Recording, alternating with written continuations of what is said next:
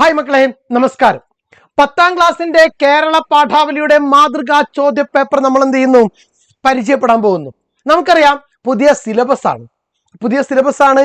ഇതുവരെ പഠിക്കാത്ത പാഠഭാഗങ്ങൾ, ഒരു കുട്ടിയും പഠിക്കാത്ത പാഠഭാഗങ്ങൾ ആദ്യമായിട്ട് നമ്മൾ പഠിക്കുന്നു എന്നുള്ള അഭിമാനം കൂടി നമുക്കുണ്ട്. എന്നാൽ അതിനകത്തുള്ള ചെറിയൊരു ടെൻഷൻ, കഴിഞ്ഞ ദിവസം നമ്മുടെ ചോദ്യ മാതൃകകൾ മുഴുവൻ മാറുകയാണ് എന്നുള്ള പ്രഖ്യാപനമൊക്കെ ഉണ്ടായി. അതിന്റെ ഭാഗമായിട്ട് SCERT പുതിയ മാതൃകയിലുള്ള ചോദ്യ പേപ്പർ പ്രസിദ്ധീകരിക്കുകയുണ്ടായി. അപ്പോൾ ഓണപ്പരീക്ഷയ്ക്ക് മുമ്പ് തന്നെ ആ ചോദ്യ മാതൃക നമുക്ക് പരിചയപ്പെടേണ്ടതുണ്ട്, നിങ്ങളും അറിയേണ്ടതുണ്ട്. അതിനുവേണ്ടി ആ ചോദ്യ പേപ്പർ നമ്മൾ എന്ത് ചെയ്തിട്ടുണ്ട്? എടുത്തിട്ടുണ്ട്. ആ ചോദ്യ പേപ്പർ നമ്മളൊന്ന് പരിചയപ്പെടാണ്. ഇവിടെ ആദ്യത്തെ ചോദ്യം നോക്കിക്കേ. ആദ്യത്തെ ചോദ്യത്തിനകത്ത് നിങ്ങൾ അതിനു മുമ്പ് മനസ്സിലാക്കേണ്ടത്, നമുക്ക് 1 മാർക്കിന്റെ 4 ചോദ്യങ്ങളുണ്ട്, 3 മാർക്കിന്റെ 3 ചോദ്യങ്ങളുണ്ട്, അവസാനം 5 മാർക്കിന്റെ 4 ചോദ്യങ്ങളുണ്ട്, 8 മാർക്കിന്റെ ഉപന്യാസ ചോദ്യങ്ങളും ഉണ്ട്. 1 മാർക്കിന്റെ 4 ചോദ്യങ്ങൾ, 3 മാർക്കിന്റെ 3 ചോദ്യങ്ങൾ, 5 മാർക്കിന്റെ 4 ചോദ്യങ്ങൾ, 8 മാർക്കിന്റെ ഉപന്യാസം. ഇതാണ് പരീക്ഷയ്ക്കുള്ള നമ്മുടെ ഒരു മാർക്കിന്റെ പാറ്റേൺ വരുന്നത്. നിങ്ങൾ എന്ത് ചെയ്യുക? അത് ഓർമ്മയിൽ വെച്ചാൽ മാത്രം മതി, ടെൻഷൻ ഒന്നുമില്ല, സിമ്പിളാണ്. കാര്യമായിട്ടുള്ള മാറ്റങ്ങളൊന്നും എന്ത് ചെയ്തിട്ടില്ല, ചോദ്യമാതൃകയിൽ കാണുന്നില്ല. കാരണം ഈ ഹംസത്തിന്റെ വാക്കുകളിൽ പ്രകടമാകുന്ന ഭാവം എന്താണ്, അല്ലെങ്കിൽ ശ്രീരാമന്റെ വാക്കുകളിലുള്ള ഭാവം എന്താണ്, ലക്ഷ്മണന്റെ മറുപടിയിലുള്ള ഭാവം എന്താണ്, കലിയുടെ ഭാവം എന്താണ്, ഇതൊക്കെ മുമ്പ് ചോദിച്ച ചോദ്യം തന്നെയാണ്. അപ്പോൾ ഭാവം ആ സമയത്ത് എന്തായിരിക്കും? ഇതുകൊണ്ടൊന്നും നീ ധനികനാകില്ല എന്ന് പറയുമ്പോൾ സ്വർണ്ണച്ചിറകുണ്ടെന്നുള്ള അഹങ്കാരം കൊണ്ടാണോ, രാജാവ് ധനമോഹിയാണെന്ന പരിഹാസമാണോ, ചിറക് നഷ്ടമാകുന്നതിന്റെ സങ്കടമാണോ, രാജാവിനോടുള്ള ബഹുമാനമാണോ? നമുക്കറിയാലോ, അവിടെ ഒരു സങ്കടമാണ് എന്ത് ചെയ്യുന്നത്, പ്രകടമാകുന്നത്. ഇവിടെ നോക്കുക, കർണനും മന്ദസ്മിതം ചെയ്തു ചൊല്ലിനാൻ, കർണസുഖം ഞാൻ പറയുകയില്ലാരോടും. കാവ്യസന്ദർഭത്തിൽ കർണസുഖത്തിന്റെ ശരിയായ സന്ദർഭം, വിഗ്രഹാർത്ഥം എന്താണ്? എന്താ വിഗ്രഹാർത്ഥ രൂപം? പലപ്പോഴും സമസ്ത പദങ്ങളെ ഒഴിവാക്കിയിട്ടായിരിക്കും മലയാളത്തിലെ വാക്കുകളെ കൂട്ടിച്ചേർത്തിട്ടുണ്ടാവുക, അല്ലെ? ഇപ്പൊ കർണസുഖം എന്ന് പറയുമ്പോൾ ഇടയിൽ എന്തോ ഒരു സാധനമുണ്ട്. കർണത്തിന് സുഖം നൽകുന്നത്, കർണത്താലുള്ള സുഖം, കർണമാകുന്ന സുഖം, കർണവും സുഖവും. എന്താ യഥാർത്ഥത്തിൽ അർത്ഥം? കർണം ചെവിയാണ്, ചെവിക്ക് സുഖം നൽകുന്നതിനെയാണ് കർണസുഖം എന്ന് പറയുന്നത്.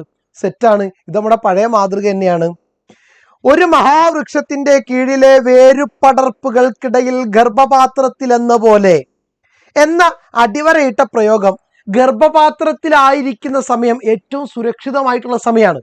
ഒരു മനുഷ്യനെ സംബന്ധിച്ചിടത്തോളം അവന്റെ ജീവിതത്തിൽ ഏറ്റവും സുരക്ഷിതത്വം നൽകുന്ന സമയം എന്ന് പറയുന്നത് ഗർഭകാലമാണ്. അവൻ ഗർഭാവസ്ഥയിൽ നിൽക്കുമ്പോൾ അതുപോലെ സുരക്ഷിതത്വം നൽകാൻ പറ്റുന്ന വേറൊരു സ്ഥലം ഈ ഭൂമിയിൽ തന്നെയില്ല. അതിനെക്കുറിച്ചാണ് എന്ത് എന്ന് പറയുന്നത്? പ്രകൃതി നൽകുന്ന സുരക്ഷിതത്വം. സെറ്റ്. ഇത് നമുക്ക് ഒരു പുതിയ മാതൃകയാണ്. ചുവടെ നൽകിയിരിക്കുന്നതിൽ ശരിയായി പിരിച്ചെഴുതിയത് ഏതാണ്? പച്ചക്കറി കട, പച്ചക്കറി കട, ഉദ്യോഗമില്ല, ഉദ്യോഗ മില്ല. ഇതിനകത്ത് ശരിയായിട്ട് എഴുതിയിരിക്കുന്നത് പച്ചക്കറി കടയാണ് എന്ന് നമുക്കറിയാം. കാരണം ഉദ്യോഗം, ഇത് ശരിയാവണമെങ്കിൽ എന്ത് വേണമായിരുന്നു? ഇങ്ങനെ വേണമായിരുന്നു, ഉദ്യോഗം പ്ലസ് ഇല്ല എന്ന് വേണമായിരുന്നു. അപ്പൊ അത് തെറ്റാണ്. അപ്പൊ ഈ 1 മാർക്ക് ചെയ്തതാണ് ശരി. ഇനിയാണ് ഓപ്ഷൻസ് സ്റ്റാർട്ട് ചെയ്യുന്നത്. എ 1 മാത്രം ശരിയാണ്, ബി 2 മാത്രം ശരിയാണ്, സി എല്ലാം ശരിയാണ്, ഡി എല്ലാം തെറ്റാണ്. അപ്പൊ എല്ലാം ശരിയായിട്ടും വരാം, എല്ലാം തെറ്റായിട്ടും വരാം, ചിലപ്പോൾ ഓപ്ഷൻ ബി മാത്രം ശരിയായിട്ടും വരാം. പക്ഷെ ശ്രദ്ധിച്ചു നോക്കണം, ഇവിടെ ശരിയേതാണ്? 1 മാത്രം ശരിയാണ്. സെറ്റ്. ഇനി അടുത്തത് 3 മാർക്കിൻ്റെയിലേക്ക് കടക്കുമ്പോൾ കർണന്റെ സ്വഭാവ സവിശേഷതകൾ കുറിക്കുക. കർണന്റെ കഥാപാത്ര നിരൂപണം നമ്മൾ പഠിച്ചതാണ്. അതിൽ നിന്ന് 3 മാർക്കിന് വേണ്ട സാധനം എന്ത് ചെയ്യും? നമ്മൾ ഇതിനകത്തേക്ക് എടുത്ത് എഴുതി വെക്കും. സെറ്റ്. നമ്മളെ ഒരു മാതൃകയാണ്. ഇവിടെ ആട്ടക്കഥാരൂപത്തിലുള്ള ഗദ്യരൂപത്തിലുള്ളതിനെ സംഭാഷണ രൂപത്തിലാക്കി മാറ്റുക. അത് നമുക്ക് വന്നിട്ടില്ല ഇതിനു മുമ്പ്. ഒരു ഗദ്യരൂപം, ഇതിനെ എന്ത് ചെയ്യണം? സംഭാഷണമാക്കി മാറ്റണം. ചെറുതും പിഴ ചെയ്യാതോരെന്നെ കൊന്നാൽ ബഹുദുരിതമുണ്ട് തവ ഭൂപതേ. ഒരു ചെറിയ തെറ്റുപോലും ചെയ്യാത്ത എന്നെ നിങ്ങൾ കൊല്ലുകയാണെങ്കിൽ നിങ്ങൾക്കതൊരു വലിയ പാപമായിരിക്കുമെന്ന് ആര് പറയുന്നു? ഹംസം പറയുന്നു. അപ്പം നളൻ തിരിച്ചു പറയാണ്, അറിക ഹംസമേ അരുതു പരിദേവിതം. ഇങ്ങനെ നൊലോളിക്കല്ല ഹംസമേ, ഇങ്ങനെ കരയല്ല ഹംസമേ, നീ വിരസഭാവമില്ല നിന്നിൽ, എനിക്ക് നിന്നോട് ഒരു വെറുപ്പുമില്ല, ഒരു ദേഷ്യവും ഇല്ല. ദേഹമനുപമിതം കാൺമാൻ മോഹപരമുദിതം. നിന്റെ ശരീരം കണ്ടപ്പോൾ ഒന്ന് അടുത്ത് കാണാനുള്ളൊരു മോഹം വന്നു, അതുകൊണ്ട് മാത്രമാണ് എന്ത് ചെയ്തത് നിന്നെ പിടിച്ചതെന്ന് പറയാ. Simple. Mark set 3. Prakash Raj, നിങ്ങളുടെ നിരീക്ഷണങ്ങൾ സ്വയം മാതൃകയാണ്, നമുക്ക് എഴുതാൻ പറ്റുന്നതാണ്. താഴെ കൊടുത്ത കഥാസന്ദർഭത്തിന് യോജിച്ച ചിഹ്നങ്ങൾ ചേർത്തെഴുതുക. പത്രസ്വാമി ചോദിച്ചു. അപ്പോൾ പത്രസ്വാമി ചോദിച്ചു എന്ന് നമ്മൾ ഇങ്ങോട്ട് എഴുതും. പത്രസ്വാമി ചോദിച്ചു 2 കുത്ത് ചോദിക്കണ്ടേ, 2 കുത്തിട്ട്. ഉനക്ക് എന്നെ വേണം, ഉനക്ക് എന്നെ വേണം. അപ്പൊ ഇത് ചോദിച്ചതാണ്. അപ്പൊ നമ്മൾ എന്ത് ചെയ്യും, ഇൻവേർട്ടർ കോമ ഇടാ. മാത്രമല്ല ഒരു ക്വസ്റ്റ്യൻ മാർക്കും ഇവിടെ കൊടുക്കുക, ഉനക്ക് എന്നെ വേണം. ദെൻ നെക്സ്റ്റ് എന്താണ്, വെങ്കടേശൻ പറഞ്ഞു അല്ലേ. അപ്പോൾ വെങ്കടേശൻ പറഞ്ഞു, അവിടെ പേര് മുഴുവൻ ആക്കാത്തോണ്ട് കേട്ടോ കുത്തിട്ട്. വെങ്കടേശൻ എന്താ പറഞ്ഞേ, ചീഫ് റിപ്പോർട്ടർ ആകണം. അതിന് നമ്മൾ ഡബിൾ ഇൻവേർട്ടർ കോമ കൊടുത്തു, ചീഫ് റിപ്പോർട്ടർ ആകണം. ഇൻവേർട്ടർ കോമ ക്ലോസ് ചെയ്തു, ഫുൾ സ്റ്റോപ്പ് ഇട്ടു. 3 മാർക്ക് സെറ്റ്. സിമ്പിൾ അല്ലേ. ചിഹ്നം സംസാരിക്കുന്നിടത്ത് ഡബിൾ ഇൻവേർട്ടർ കോമ, ചോദ്യമാണെങ്കിൽ ക്വസ്റ്റ്യൻ മാർക്ക്, ഹായ് ആശ്ചര്യമാണെങ്കിൽ ആശ്ചര്യത്തിന്റെ ചിഹ്നം. സിമ്പിളാണ് മക്കളെ, ഒട്ടും ടെൻഷൻ ഇല്ല. നമ്മൾ ഈ പരീക്ഷയ്ക്കും A+ വാങ്ങാതെ വിടൂല, ഓർമ്മയിൽ വെച്ചു. എൻ്റെ മനസ്സിന്റെ ഖജനാവിൽ തന്നെ ഇരിക്കുകയാണെങ്കിൽ, ഇതൊക്കെ നമ്മൾ പഠിച്ചാണല്ലോ വിമർശന ഭാഗത്തിൽ നിന്ന്. ഇതാണ് അടുത്ത ഒരു മാതൃക, പുതിയൊരു മാതൃക. ഈ ഗദ്യഭാഗം വായിച്ച് ചുവടെ കൊടുത്ത ചോദ്യങ്ങൾക്ക് ഉത്തരം എഴുതുക. സിമ്പിൾ അല്ലേ. ആദ്യം എന്താ ചെയ്യേണ്ടത്, നമ്മൾ ഗദ്യഭാഗം ഡീറ്റെയിൽ ആയിട്ട് വായിച്ചു നോക്കുക. നമുക്ക് സാമ്പിൾ നോക്കാം.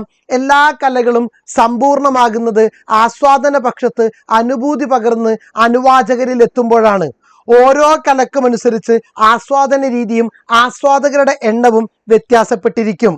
ചലച്ചിത്ര ആസ്വാദനത്തെ പറ്റിയുള്ള ബർഗ്മാന്റെ നിരീക്ഷണം ശ്രദ്ധേയമാണ്. എന്താണ് നിരീക്ഷണം? സിനിമ ആസ്വാദകന്റെ ധിഷണയെ മാറ്റി നിർത്തി ഭാവനയെ സ്വാധീനിക്കുകയും അതുവഴി വൈകാരിക അനുഭൂതിയെ കീഴടക്കുകയും ചെയ്യുന്നു.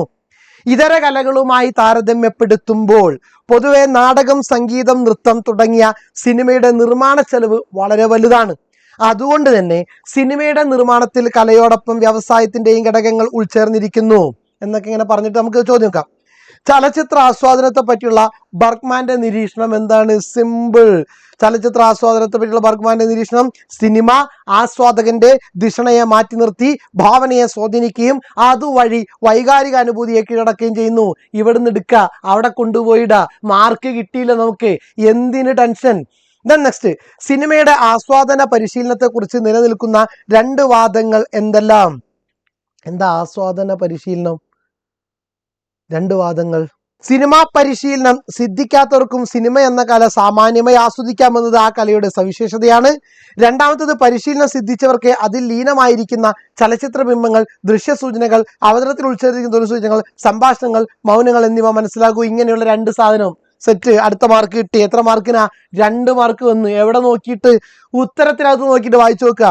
ഇനി സിനിമ ആസ്വാദനത്തിൽ പരിശീലനം സിദ്ധിച്ചവർക്ക് പരിശീലനം ലഭിക്കാത്തവർ എന്നുള്ള വ്യത്യാസങ്ങൾ എന്തെല്ലാം?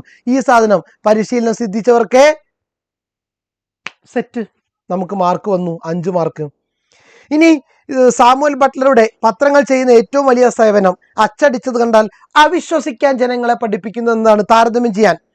അപ്പോൾ കഥാസന്ദർഭത്തെ ഇന്ത്യയിലെ പ്രധാനമന്ത്രി പത്രസ്വാമിക്ക് ബഹുസന്തോഷമായി എന്ന് പറയുമ്പോൾ ആ കവർ ചെയ്ത് വിവരം കൊടുത്ത സാധനങ്ങൾ അച്ചടിച്ചത് കണ്ടു കഴിഞ്ഞാൽ ആളുകൾ എന്ത് ചെയ്യും? വിശ്വസിക്കുന്നു. പത്രത്തിന് ആളുകൾ വിശ്വസിക്കുന്നതിന്റെ സാധ്യതയെക്കുറിച്ച് എന്ത് ചെയ്യുക? എഴുതുക. നമുക്ക് സ്വാഭാവികമായിട്ട് വരുന്നതാണ്. മാതൃഭാഷയെക്കുറിച്ചുള്ള 2 എഴുത്തുകാരുടേത് ശരിയാണ്, നമ്മൾ അറ്റൻഡ് ചെയ്തതാണ്. ഹംസം എന്ന കഥാപാത്രത്തെ നിരൂപണം ചെയ്യുക നമ്മൾ പഠിച്ചെടുത്തൊക്കെ സ്വാഭാവികമാണ്. പ്രഭാഷണം നമുക്കറിയാം. ആസ്വാദനം, കവിത തന്നിട്ടുണ്ട്, ആസ്വാദന കുറിപ്പ് തയ്യാറാക്കുക. വളരെ സിമ്പിൾ. ആദ്യത്തെ ഒബ്ജക്റ്റ് ടൈപ്പില് പിന്നെ വരാൻ സാധ്യതയുള്ളത് ഒരു കാര്യം നമുക്ക് തരും, കാരണം തരും, എന്നിട്ട് കാര്യം ശരിയാണ് അല്ലെങ്കിൽ കാരണം ശരിയാണ്, കാര്യം തെറ്റാണ്, കാരണം ശരിയാണ്, കാര്യം ശരിയാണ്, കാരണം തെറ്റാണ്, കാര്യവും കാരണവും തെറ്റാണ്, കാര്യവും കാരണവും ശരിയാണ്. പാഠഭാഗത്തിൽ ഇന്ന് തരുള്ളൂ. അനുബന്ധമുള്ള 2 പദങ്ങളായിരിക്കും തന്നിരിക്കുക.